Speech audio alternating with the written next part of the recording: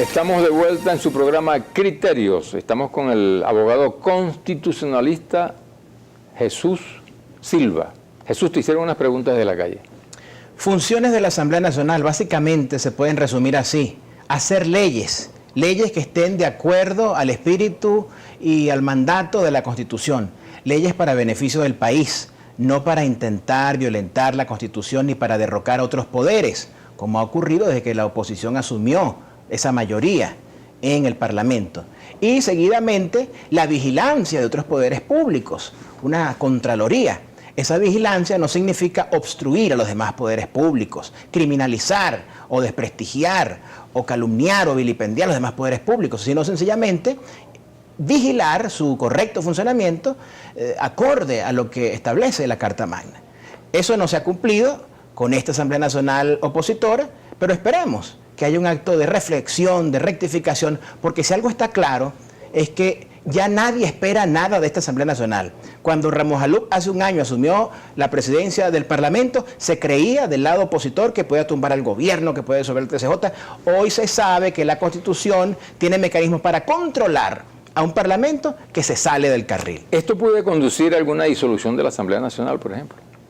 La palabra disolución solamente aplicable al supuesto constitucional de que cometa una infracción muy específica al Parlamento. Si el Parlamento dicta 3 votos de censura contra un vicepresidente, el presidente de la República la puede disolver. Si eso estrictamente no ocurre, no se puede hacer. O sea, pero va a continuar la Asamblea Nacional entonces obligatoriamente porque no hay forma, o sea, no hay caso o tema que lo pueda eliminar pues la Asamblea Nacional.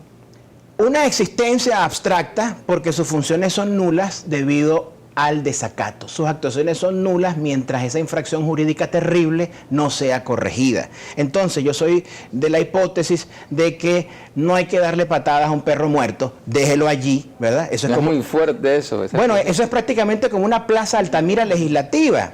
Sencillamente sirve para algunos canales de televisión, CNN, entre otros, el boom mediático, cada vez con menos audiencia porque es un disco rayado, hay que decirlo muy criollamente. Me gusta hablarle no solamente como le hablo a mis alumnos de la UCB o de la USM, sino al pueblo criollamente, ese chavismo de a pie y al pueblo de a pie.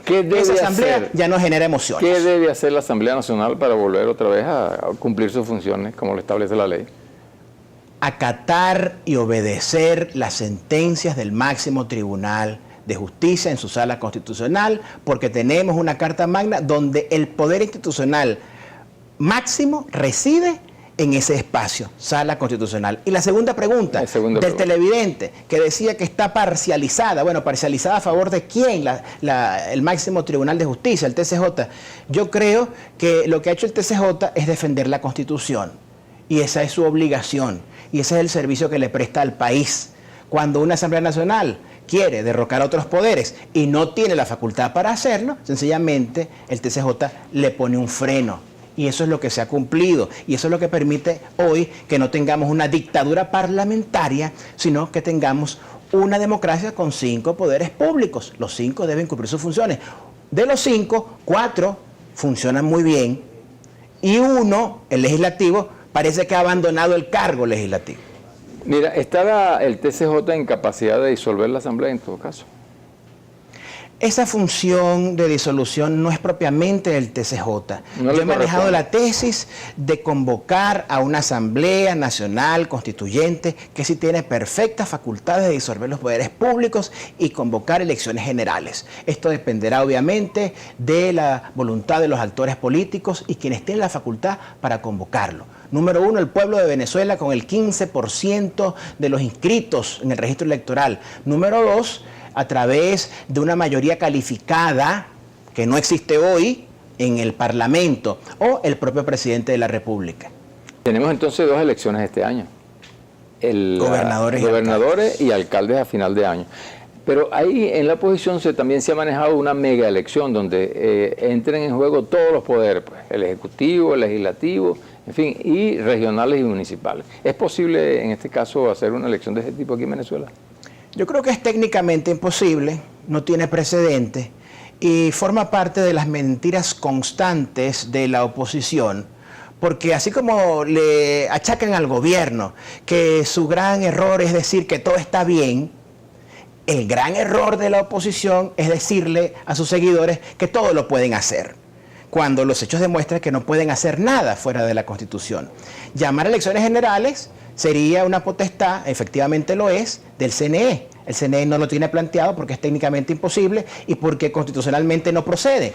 Nicolás Maduro va a cumplir su mandato. Le quedan 2 años como presidente de la República. Luego vendrán elecciones presidenciales, que deben ser en diciembre de 2018. Y allí él puede optar a la reelección. Podemos ver un escenario probable de reelección de Nicolás Maduro. Está, ya finalizando la entrevista, Jesús, el TCJ por encima de lo que es la voluntad popular, porque fueron todas las personas que votaron en función de que todo ese parlamento estuviera funcionando. Sin embargo, la decisión del TCJ, pues, en este caso, impide que eso sea así. ¿Es también el TCJ un suprapoder? Yo voy a referirme a la voluntad del pueblo, no sea cosa que por allí algún periodista travieso use voluntad popular y como me han hecho muchos montajes en El Nacional y otros periódicos, me manejen el titular. La voluntad del pueblo es del pueblo, artículo 5 de la Constitución, es el poder soberano. Y el TCJ es un amigo del pueblo defendiendo la Constitución para garantizar que esa voluntad del soberano se respete. El pueblo eligió una asamblea para que haga leyes, no para tumbar a los demás poderes. Y también eligió a un presidente para que ejerza su cargo y lo está ejerciendo a cabalidad. Jesús, una reflexión final al país. Mi principal reflexión es que por encima de la polarización entendamos que nos necesitamos los unos a los otros, que una mitad del país no va a desalojar a la otra, que chavistas y no chavistas debemos aprender a convivir y que la Constitución significa reglas de juego para resolver diferencias en paz, en democracia y con armonía. Dentro de la Constitución, todo. Y fuera de ella, nada. Gracias. Los venezolanos exigimos soluciones inmediatas a los problemas que afectan la vida cotidiana. La inflación, la especulación, la escasez de productos básicos, la inseguridad, la falla de los servicios públicos. Estos son los temas más urgentes que ameritan respuesta del liderazgo político al frente de las instituciones del Estado y donde los liderazgos políticos de oposición y de gobierno deben actuar de manera responsable. Todos los esfuerzos institucionales tienen que estar orientados a este fin. Desviarse hacia otros temas que solo respondan a intereses particulares o de grupos políticos partidistas está fuera de las prioridades en estos momentos en que millones de venezolanos están siendo afectados por los avatares de una inédita y más grave crisis económica que hayamos padecido. Desde este programa seguimos insistiendo en la vía del diálogo como la única salida de respuesta viable a la compleja situación que vivimos. Se hace urgente y necesario que los factores políticos pongan en primer lugar los intereses del pueblo, ese pueblo que votó para que le garanticen la paz social y mejores condiciones y calidad de vida. Los esfuerzos políticos deben centrarse en hacer de Venezuela un territorio productivo para asegurar a las generaciones futuras la estabilidad económica que garantice una política de paz, construir la seguridad social y el bienestar de todas y todos los venezolanos. Hemos llegado al final de su programa Criterios. Los espero la próxima semana a la misma hora. Pasen todos un feliz día y recuerden que en Globovisión nos vemos todos.